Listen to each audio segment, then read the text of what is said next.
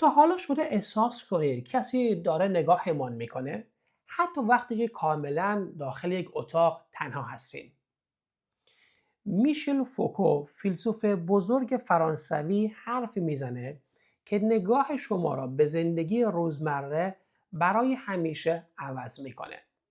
اون میگه بزرگترین شاهکار قدرت در دنیای مدرن این نیست که ما را پشت میله های زندان میاندازند. شاهکار قدرت این است که کاری کنه خودتون زندانبان خودتان باشید. فوکو برای توضیح این حرف از یک طرح معماری عجیب به اسم سراسربین یا پان آپتیکون استفاده میکنه. یک زندان استوانه‌ای شکل که دور تا دورش سلولهای شیشه‌ای هست و در مرکزش یک برج دیدبانی تاریک وجود داره. زندانی ها هرگز نمیتوانند داخل برج را ببینند، پس هیچ وقت نمیدونن نگهبان دقیقاً چه لحظه‌ای داره نگاهشان میکنه. پس نتیجه چی میشه؟ زندانی مجبور میشه فرض کنه که مدام تحت نظره، پس رفتار خودش را کنترل میکنه حتی اگر هیچ نگهبانی در برج نباشه. فوکو میگه دنیای مدرن ما دقیقاً همین زندانه. قدرت دیگه‌ای نیاز نیست به شلاق، پلیس یا زور.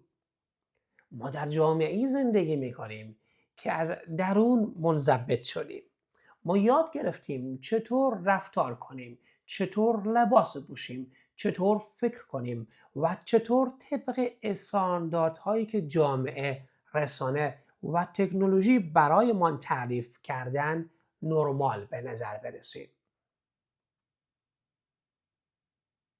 لایک ها، کامنت ها، الگوریتم های شبکه های اجتماعی و حتی قضاوت های پنهان مردم همان برج دیدبان وسط زندان هست. ما مدام در حال تماشای خودمان از چشم یک ناظر غایب هستیم. وحشتناکترین قسمت ماجرا اینجاست. ما فکر میکنیم با اراده و آزادی خودمان داریم انتخاب میکنیم، اما در واقع داریم نقش یک زندانی سربراه رو بازی میکنیم که خودش رو سانسور میکنه.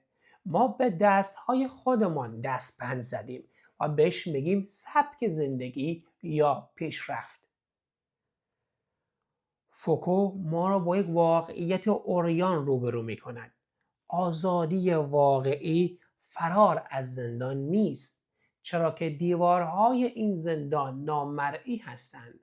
آزادی یعنی اینکه بفهمی اصلا چرا و چطور داری طبق میل این برج دیدبانی رفتار میکنی. شاید وقتش رسیده نگاهی به دور و برمون بندازیم و بپرسیم اگر هیچ کس هیچ وقت ما را قضاوت نمی کرد و نمی دید، ما واقعاً چه کسی بودیم؟